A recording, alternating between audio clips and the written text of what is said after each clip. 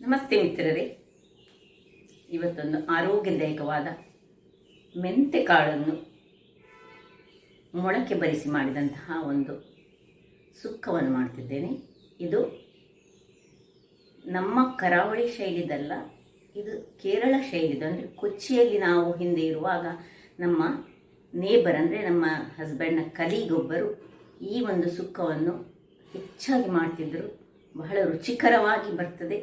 Side dish ಆಗಿ ಮಾಡುವಂತಹದ್ದು, ಆರೋಗ್ಯಕ್ಕೂ ಬಹಳ ಒಳ್ಳೆಯದು. ಹೆಚ್ಚಾಗಿ ಈ ಹೆಂಗಸರಿಗೆ, ಈ ಮೆನ್ಸಸ್ನ ಪ್ರಾಬ್ಲಮ್ ಇರುವಂಥವರಿಗೆ, ಯಾರೆಲ್ಲ ಈ ಸಕ್ಕರೆ ಕಾಯಿಲೆಯಿಂದ ಬಳಲುತ್ತಿದ್ದಾರೆ ಹಾಗೂ ಹೆಂಗಸರಿಗೆ ಸ್ವಲ್ಪ ಮೆನ್ಸಸ್ ಇದ್ದು ಸ್ವಲ್ಪ ಪ್ರಾಬ್ಲಮ್ ಇರ್ತದೆ, ಕೆಲವರಿಗೆ ಓವರ್ಫ್ಲೋ ಆಗುವವರು, ಕೆಲವರಿಗೆ ಆಗುವುದಿಲ್ಲ, ಅಂಥವರಿಗೆಲ್ಲ ಇಂತಹ ಒಂದು ಸುಕ್ಕ ಈ ಊಟದೊಟ್ಟಿಗೆ ಸೈಡ್ ಡಿಶ್ ಆಗಿ ನಾವು ಯಾವತ್ತೂ ಬಳಸಿದರೆ ಬಹಳ ಉತ್ತಮ.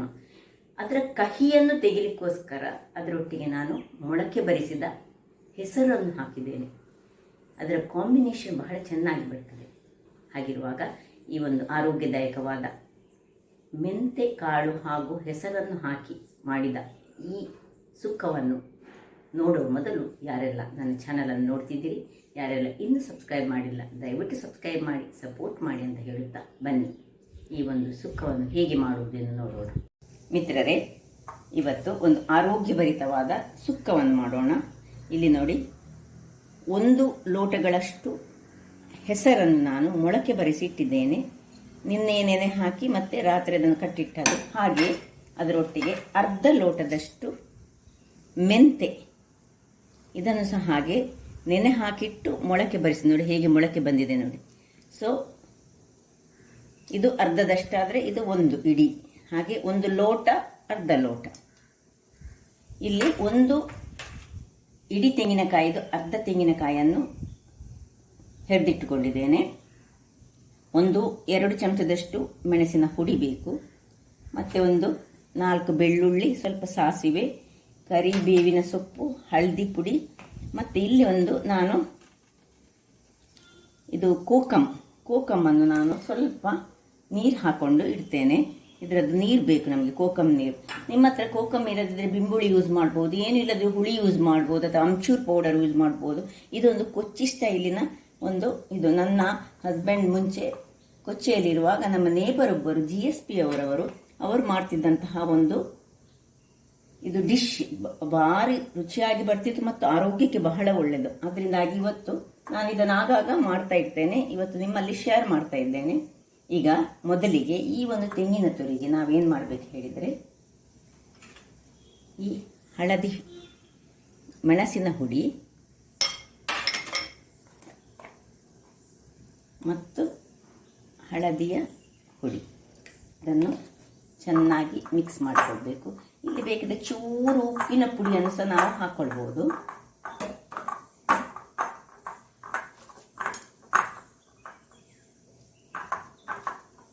ಹೀಗೆ ಮಿಕ್ಸ್ ಮಾಡಿ, ಒಳ್ಳೆ ಮಿಕ್ಸ್ ಮಾಡಿಕೊಂಡು ಇದನ್ನು ಸ್ವಲ್ಪ ಸೈಡಲ್ಲಿ ಇಟ್ಕೊಳ್ಳೋಣ.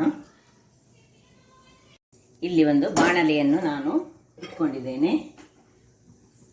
ಇದಕ್ಕೆ ಗ್ಯಾಸನ್ನು ಉರಿಸಿಕೊಂಡು 2 ಚಮಚಗಳಷ್ಟು ಎಣ್ಣೆಯನ್ನು ಹಾಕೊಳ್ಳೋಣ. ಎಣ್ಣೆ ನಿಮಗೆ ಬೇಕಿದ್ದಷ್ಟು ಹಾಕೊಳ್ಬೋದು, ಕಡಿಮೆ ಆದರೆ ಕಡಿಮೆ ಸಹ ಹಾಕೊಳ್ಬೋದು. ಈಗ ಇದಕ್ಕೆ ಸ್ವಲ್ಪ ಸಾಸಿವೆ, ಸ್ವಲ್ಪ ಜಜ್ಜಿಟ್ಟ ಬೆಳ್ಳುಳ್ಳಿ,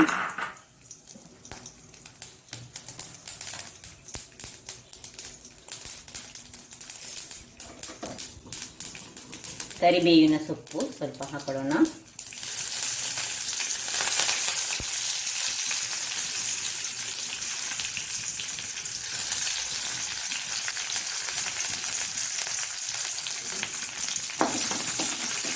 ಸ್ವಲ್ಪ ಬೆಳ್ಳುಳ್ಳಿ ಇದಾಗುವಾಗ ಸ್ವಲ್ಪ ಹಿಂಗನ್ನು ಹಾಕೊಳ್ತಿದ್ದೇನೆ.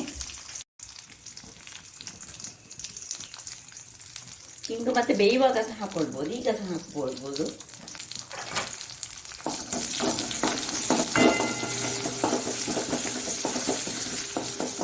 ಈಗ ಈ ಮೊಳಕೆ ಬರಿಸಿದಂತಹ ಹೆಸರು ಕಾಳು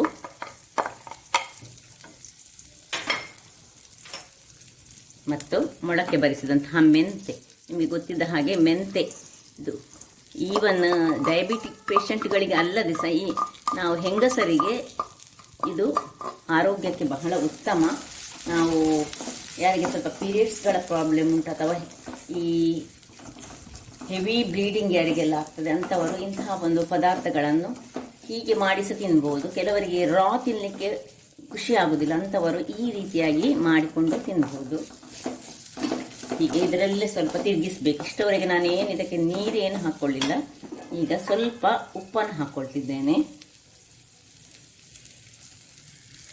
ಬಹಳ ಈಸಿಯಾಗಿ ಮಾಡುವಂತಹದ್ದು, ಕ್ವಿಕ್ಕಾಗಿ ಸಹ ಆಗ್ತದೆ. ಆದರೆ ಒಂದೇ ಒಂದು ಹೇಳಿದರೆ ನಾವು ಇದನ್ನು ಮೊಳಕೆ ಬರೆಸಿ ಕೊಡಬೇಕು. ಸ್ಪ್ರೌಟೆಡ್ ಯಾವಾಗಲೂ ಯಾವುದೇ ಒಂದು ವಸ್ತುಗಳು ದೇಹಕ್ಕೆ ಬಹಳ ಉತ್ತಮ.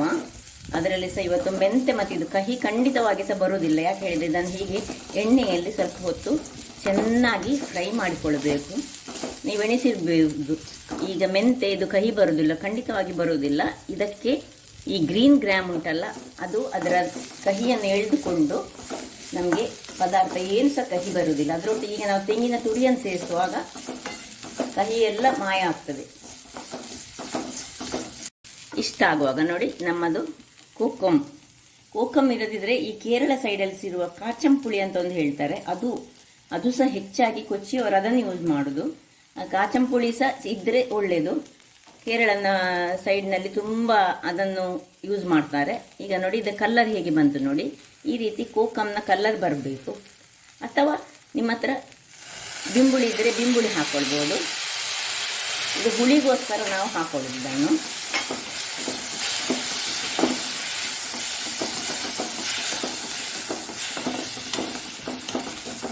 ಹೀಗೆ ಚೆನ್ನಾಗಿ ತಿರುಗಿಸ್ಕೊಳ್ಬೇಕು.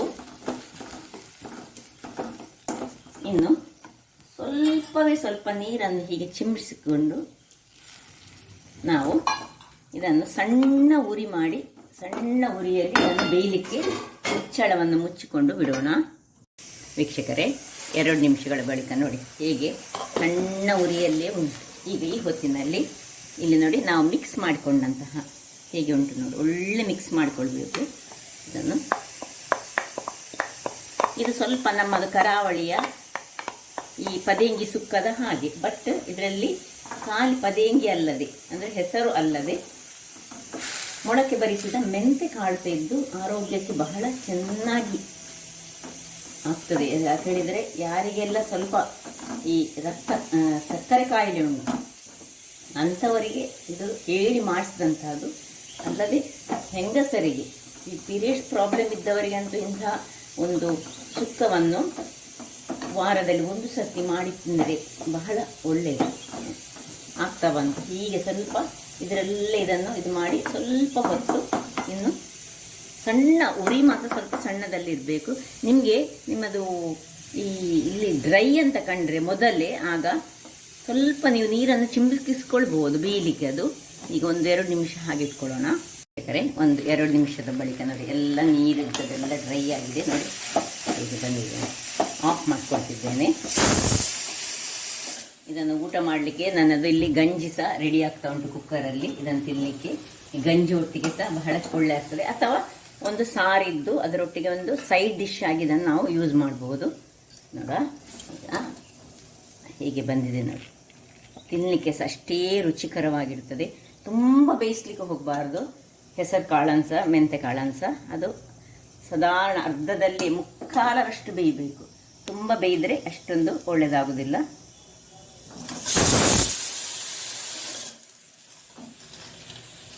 ಇಲ್ಲಿ ನೋಡಿದ್ರಲ್ಲ ವೀಕ್ಷಕರೇ, ಯಾವ ರೀತಿಯಲ್ಲಿ ಒಂದು ಈ ಮೆಂತೆ ಮೊಳಕೆ ಬರಿಸಿದ್ದು ಹಾಗೂ ಹೆಸರು ಮೊಳಕೆ ಬರಿಸಿದಂತಹ ಆರೋಗ್ಯದ ಭರಿತವಾದ ಈ ಒಂದು ಸುಕ್ಕ. ಹೆಚ್ಚಾಗಿ ಇದನ್ನು ಕೇರಳ ಸೈಡ್ನಲ್ಲಿ ಮಾಡ್ತಾರೆ. ಹಾಗಾಗಿ ನಾವು ಮಾಡುವಂತಹ ಒಂದು ಸುಕ್ಕ ಬೇರೆ ರೀತಿಯದ್ದು, ಒಬ್ಬೊಬ್ಬರದ್ದು ಒಂದೊಂದು ರೀತಿಯಂತಹ ಒಂದು ಡಿಶಸ್.